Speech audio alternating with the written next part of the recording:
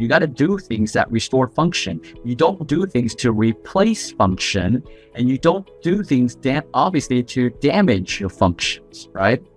So most of us, we damage our functions as we go. How do we damage our functions? It's through our lifestyle. We go fast food, we eat out a lot, we eat out every day. Eating out, there is no way to eat out healthy. Zero, right? So because it's for that business to serve you healthy, there is no way to eat healthy outside of your own kitchen. Now, I'm not saying that inside your kitchen you can eat healthy because you can buy the wrong things, right? But eating out, people who eat out every day, you're not healthy. It's impossible to be healthy, okay?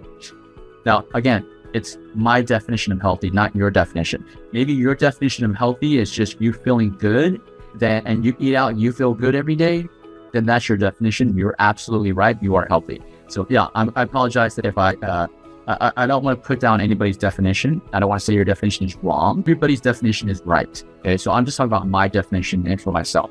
Let's go back to restorative is restore, right? And not replace. A lot of those fountain of youth treatments, longevity treatments, those are replacing function. Something really restored my body's organ function. Wouldn't my body still be functioning when I stopped that treatment?